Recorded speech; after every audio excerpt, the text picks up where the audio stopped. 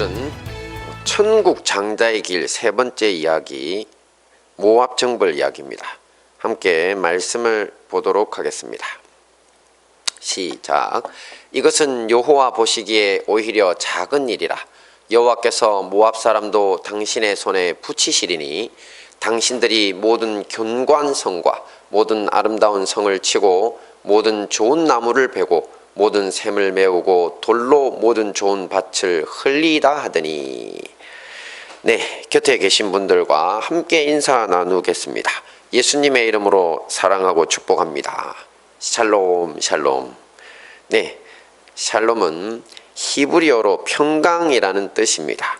그러니 누군가를 향해 이 말을 할 때는 평강하시라는 축복의 말이 됩니다. 함께 다시 한번 해보겠습니다. 샬롬 샬롬 샬롬. 네. 자, 감사한 것은 예수님을 믿는 우리들은 비록 세상이 전쟁터라고 할지라도 평강할 수 있는 사람들입니다. 하나님이 우리 마음과 인생의 주인이시기 때문입니다. 이번 폐렴 바이러스 사태로 우리 역시 이렇게 떨어져서 각자의 가정에서 예배드리지만 영으로는 함께 있어서 주님이 주시는 평강도 함께 누릴 줄 믿습니다. 아멘. 네, 오늘은 천국 장자의 길 세 번째 이야기로 열왕기하 3장의 모압 정벌 이야기를 함께 살펴보고 은혜를 나누도록 하겠습니다. 우선 오늘 본문 말씀 전체 이야기를 대략적으로 한번 살펴보도록 하겠습니다. 엘리사 선지자가 엘리야를 이어 천국의 장자로서 선지자 활동을 시작하던 시절 북이스라엘 왕가와 주변 정세에도 큰 변화가 있었습니다.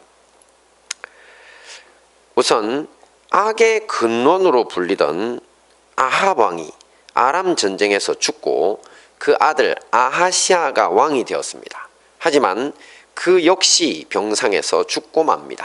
아하시아 왕에게는 그의 뒤를 이을 아들도 없었기 때문에 동생인 여호람이 왕이 되었습니다.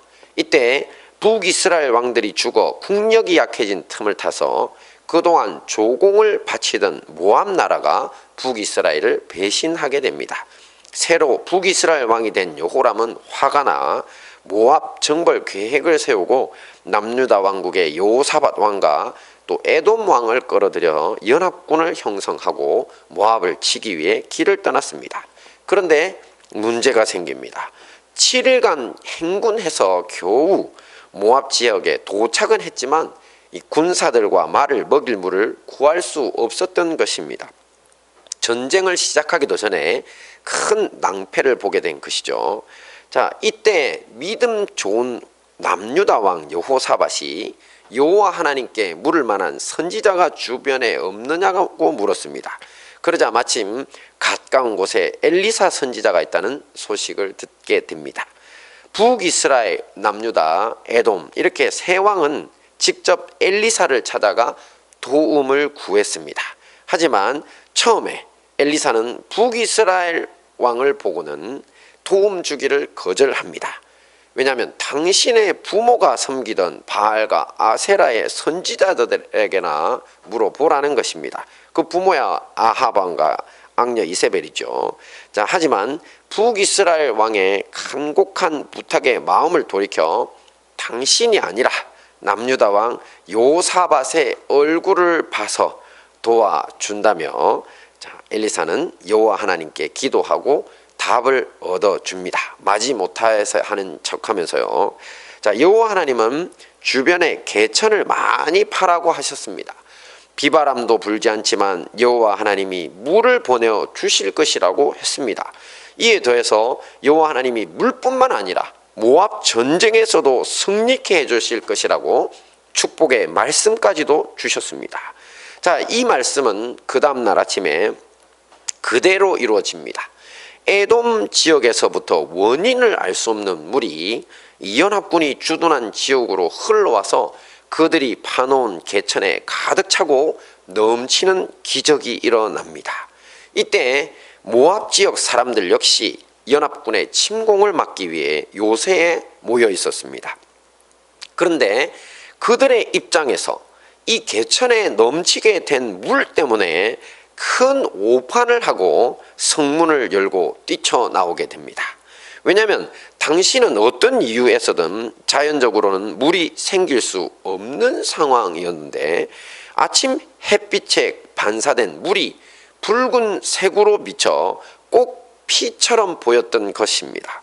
그래서 모압 사람들은 틀림없이 연합군들이 분쟁이 생겨 서로 싸우다가 죽어 저렇게 피가 넘쳐 흘러서 고인 것이라고 판단했습니다. 그리고는 이제 싸울 필요도 없이 그들이 죽으면서 남기고 간 물건들을 노략질이나 하자면서 모두가 성을 뛰쳐나와 그곳으로 몰려갔습니다. 노략물을 먼저 차지하기 위해서죠. 연합군 측은 이때 없던 물이 기적으로 생겨 먹고 마시고 즐거워하고 있었습니다. 그러다 갑자기 자신들에게로 제대로 전쟁 준비도 없이 몰려나온 모압 사람들을 마주하게 됩니다. 그리고는 싸움이 붙어 모압 사람들이 도망가기를 결국 수도가 함락되는 지경까지 이르고 말았습니다. 모압 왕은 쫓겨 도망치면서 마지막으로 최후 거점으로 길하레셋이라고 하는 요새에 들어가서 항전했지만 소용이 없었습니다. 모압 왕은 정세가 격렬해지고 또 이길 길이 없자 엽기적인 만행을 계획하고 저지르고 맙니다. 바로 자신의 뒤를 이어 왕이 될 마다들을 모두가 보는 성 위에서 잡아 모압 사람들이 섬기던 우상 그모스에게 인신제사로 번제를 드린 것입니다. 자, 이 광경을 보고 있던 연합군은 큰 두려움에 휩싸입니다.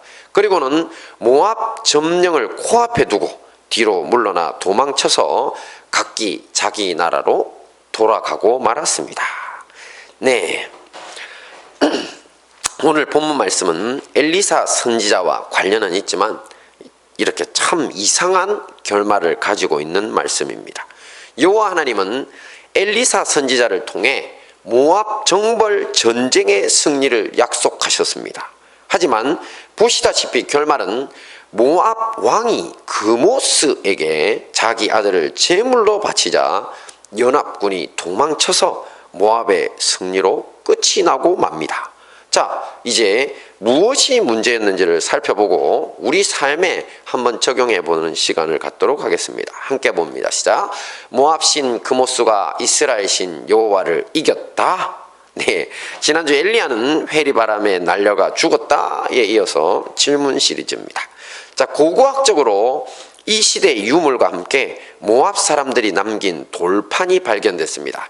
고고학적으로는 메사석비라고 불리는 이 돌판이 있는데요. 자, 이 돌판 일부에 오늘 본문 사건이 기록되어 있습니다. 그곳에는 자기 신 그모스가 이스라엘 군대를 물리치고 이 전쟁에서 이기게 해줬다고 기록되어 있습니다. 자, 과연 진실은 무엇일까요? 자, 이 문제를 이해하기 위해 우선 모압 사람들이 섬기던 우상인 그모스에 대해 알아야 합니다. 물론 모든 세상 우상의 실체는 다 사탄 마귀입니다. 사탄 마귀가 그런 모습으로 자신을 위장하거나 사람들이 그러려니 하고 상상을 동원해서 우상을 만든 것입니다. 그리고 각 우상의 특징 속에는 그것을 만든 인간들의 욕망이 그대로 표현되어 있습니다.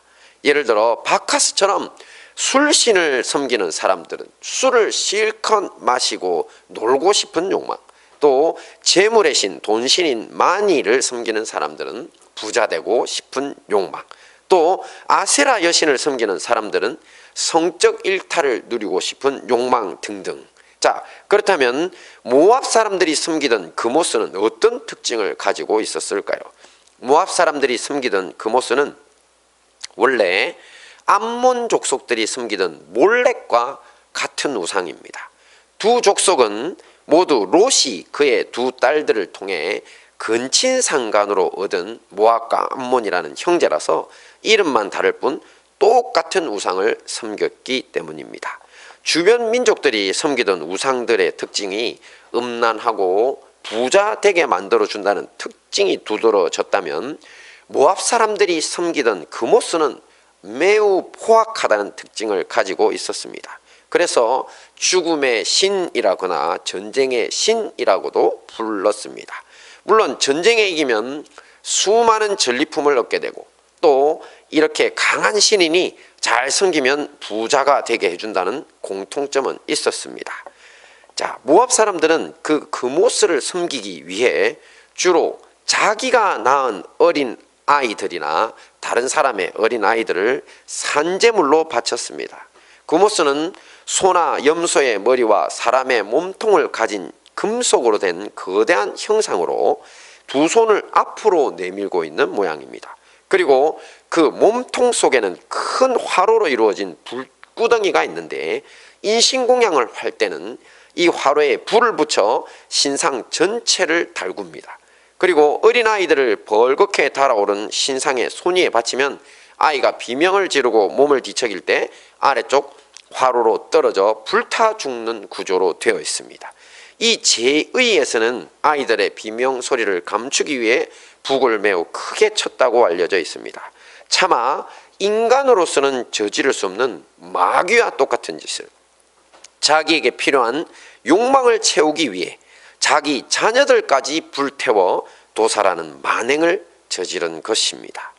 그런데 문제는 오늘 모압을 정복을 하러 온 이스라엘 사람들이나 또 북이스라엘 사람들이나 남유다 사람들, 전체 이스라엘 사람들이죠. 이 사람들 역시 이런 그모스를 섬기고 있었다는 것입니다. 함께 봅니다. 시작. 솔로몬이 모압에 가정한 그모스를 위하여 예루살렘 앞 산에 산당을 지었고, 네, 바로 지혜의 왕으로 칭송받는 솔로몬이 타락해서 이방 나라에서 시집온 후비들을 위해 이 일을 시작했습니다.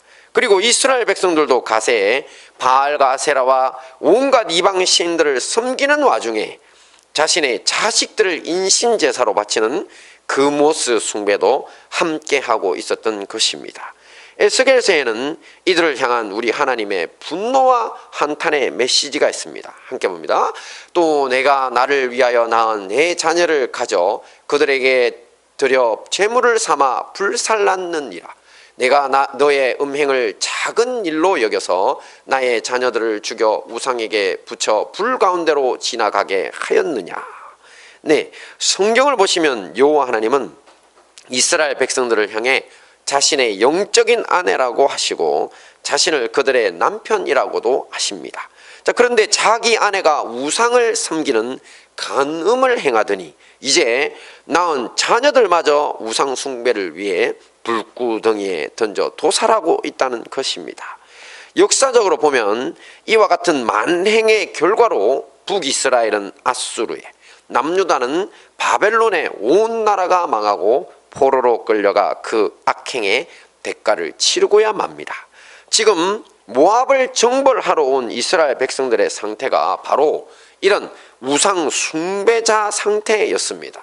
그리고 이런 와중에 모압 왕이 자신의 맏아들을 그모스에게 바치는 번제를 목격한 것입니다. 함께 봅니다. 모압 왕이 이에 자기 위를 이어 왕이 될 맏아들을 취하여 성 위에서 번제를 드린지라 이스라엘에게 크게 통분함이 임하매 저희가 떠나 각기 고국으로 돌아갔더라. 네, 여기서 통분함이 임했다고 할 때 통분함이라는 단어는 히브리어 원어로 케체프입니다. 일반적으로 분노라는 뜻으로 많이 쓰이지만 부서진 나무 조각이라는 의미를 가지고 있기도 합니다. 여기서는 문맥상 부서진 나무 조각으로서요 이스라엘 병사들이 겁을 먹고 마음이 부서진 나무 조각처럼 되었다는 것입니다. 당시 이스라엘 사람들이 겉으로는 자기들은 여호와 하나님을 섬기는 유대인들이라고 했지만 실상은 아니었던 것입니다. 그들 역시 그모스 우상 숭배자들이었기에 모압 왕이 자기들 앞에서 그모스에게 자기 아들을 산채로 잡아 드리는 제사를 보고는 겁을 먹게 된 것입니다. 자기들이 섬기던 그모스의 원산지인 모압에서 모압 왕이 자신의 뒤를 이을 왕자까지 번제로 바쳤으니 틀림없이 자기도 그모스의 진노로 죽게 되었다는 두려움이 병사들 사이에서 사방팔방으로 퍼져나간 것입니다. 오늘 본문 말씀의 전쟁 패배의 원인이 바로 여기에 있었던 것입니다. 감히 인간의 손으로 만든 금오스 우상 따위가 여호와 하나님을 이긴 것이 아닙니다. 이스라엘 백성들이 우상 숭배자들이어서 여호와 하나님이 약속하신 전쟁의 승리도 포기한 채 도망간 것입니다.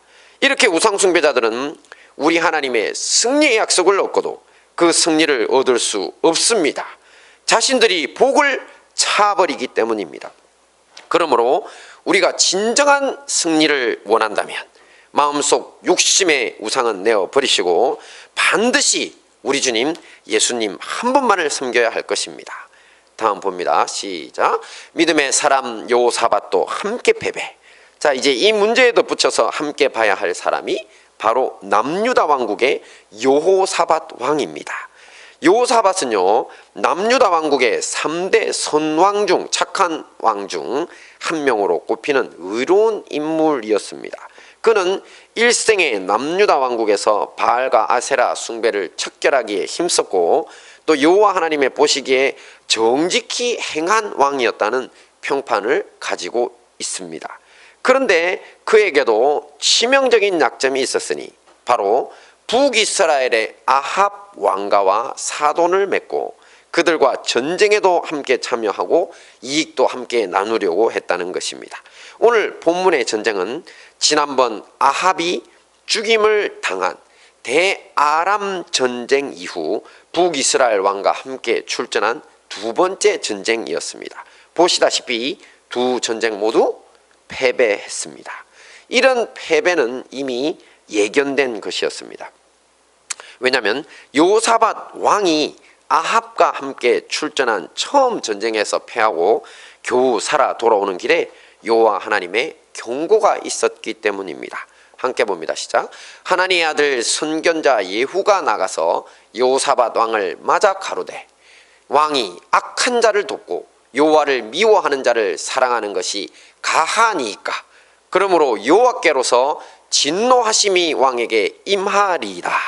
네, 여기서 선견자 예후가 말한 악한 자 여호와를 미워하는 자란 바로 아합 왕가에 속한 사람들입니다. 여호사밧은 처음에 선지자 예후를 통한 경고를 이렇게 받고도 오늘 본문처럼 두 번째 전쟁에서도 그들과 함께 출전해 패배하는 결과를 얻고 맙니다. 자, 물론 두 번째 전쟁은 거의 99%까지 이긴 상태였으니 여호사밧이 처음 생각할 때는 야, 이제는 이겼다 이렇게 할 수 있습니다. 하지만 결과는 패배였습니다. 이것이 바로 믿음의 사람들이 우상 숭배자들과 함께 가지 말아야 할 이유입니다. 오늘 본문 말씀처럼 처음에는 우리를 사랑하시는 주님 덕분에 승리의 약속까지 받을 수도 있습니다. 그리고 마침내 승리를 쟁취할 것처럼 보일 수도 있습니다. 하지만 우상 숭배자들이 문제입니다. 그들 때문에 모든 승리와 축복의 약속도 모두 물거품이 되고 맙니다. 여호사밧 같은 의인도 예외가 아니었던 것입니다. 마지막입니다. 시작. 천국 장자의 길. 네, 저는 오늘 본문 말씀을 연구하면서 중국과 북한의 공산당들과 우리 대한민국의 미래에 대해서 또한 우리 그리스도인들의 처신에 대해서 깊은 묵상이 되었습니다. 저는 중국과 북한의 공산당과 선량한 모든 인민들은 분리해서 생각합니다. 이 점에서 오해가 없으시기 바랍니다. 저는 항상 지난번 요한계시록 강해나 또 다른 하나님의 말씀을 통해서도 수시로 밝힌 것처럼 이 시대의 공산당은 요한계시록에 기록된 사탄마귀의 하수인으로서 짐승으로 상징되는 존재들 중에 하나라고 했습니다. 그들은 수십 년 동안 총칼을 가지고 하나님의 자녀들을 고문하고 학대하여 죽였고 또 그 일은 오늘날도 지속적으로 반복되고 있습니다. 물론 그들이 주장한 사회주의 이론은 긍정적인 면도 분명히 있습니다. 18세기 산업화 이후 가진 자들만의 독식이라고 하는 자본주의의 폐해를 해결할 수 있는 단초를 제공했기 때문입니다. 그 덕분에 오늘날 서구 자본주의 국가들은 수정 자본주의 이론을 통해 복지 국가로 존속하고 또 더 발전할 수 있게 되었습니다. 하지만 오늘날 공산주의 국가의 실상은요, 제국주의와 악질 자본가들로부터 인민들을 구한다고 하는 그들이 처음 가졌던 이상과는 정반대의 길로 가고 있습니다. 오히려 공산 독재 정권 자체가 그들이 그토록 미워하던 제국주의와 악질 자본가 이상의 수탈자들이 되어 있는 것입니다. 중국의 예만 보더라도 그렇습니다. 시진핑 중국 국가주석은 집권 초기부터 지금까지 줄기차게 1인당 국민소득이 1만 불이 넘어 전 인민이 풍요롭게 잘 사는 사회, 샤오캉 사회라는 용어가 있더라고요. 이것의 건설을 역설해 왔습니다. 그러면서 내년 2021년 공산당 창당 100주년을 맞춰 이것을 완성할 것을 목표로 내세우고 총력전을 펼치고 있다고 합니다. 하지만 이런 일이 공산당 체제 하에 중국에서 현실이 되기는 요원한 것 같습니다. 현재 전체 약 14억 인구 중 10억 명 이상이 4인 가족으로 볼 때 하나 기준 매월 70만 원 이하의 수입으로 살아가고 있고요. 또 월 14만 원 이하의 절대 빈곤층도 7천만 명 이상이라고 합니다. 공산당이 워낙 선전선동과 통계 조작으로 거짓말을 많이 해서 이건 역시 믿을 수가 없어 일부 전문가의 견해로 수정한 것이 이 정도입니다. 자, 얼핏 보면 인구가 너무 많아서 1인당 국민소득 1만 달러 시대가 어려운가 보다고 생각할 수 있습니다. 하지만 아닙니다. 국제정치학자인 이충건 박사에 의하면 중국 국가 최고 권력기관으로 우리나라의 국회의원과 비슷한 역할을 하는 3,000명 미만의 중화인민공화국 전국인민대표대회, 그냥 줄여서 전인대라고 합니다. 이 전인대에서 가장 낮은 직급을 가진 사람의 재산이 하나로 약 1조 3천억 원 정도라고 합니다. 참고 사진은 중국 공산당 하이난성 서기인 장치라는 사람인데, 이 사람이 부패 혐의로 조사받던 중 집에서 무려 45조 원에 달하는 금괴가 발견되었다고 인민일보, 자신들 공산당 기관지죠, 인민일보에 보도된 사진입니다. 또 공산당 간부 자녀들의 돈자랑과 갑질은 세계적으로도 유명합니다. 공산당의 부패가 인민들의 삶을 좀먹고 있는 것입니다. 중국 공산당의 부패와 탐욕뿐만 아니라 신장 위구르 사람들과 또 티베트 사람들에 대한 소수민족 박해, 기독교인 파룬군 수련자, 정치범에 대한 인권 탄압과 장기 밀매 등의 범죄는 북한 공산당과 더불어 지구상 최악입니다. 이런 사람들이 과거 사단마귀를 섬기며 자신을 위해 다른 사람이나 자식까지도 인신공략하던 그모스나 바알과 아세라 숭배자들과 다를 바가 무엇이란 말입니까? 그러므로 우리는 지난 수십 년간 중국의 급속한 경제 발전이나 북한에 매장된 천문학적인 지하 자원동에 현혹되어 공산당과 한통속이 되어서는 절대로 안 됩니다.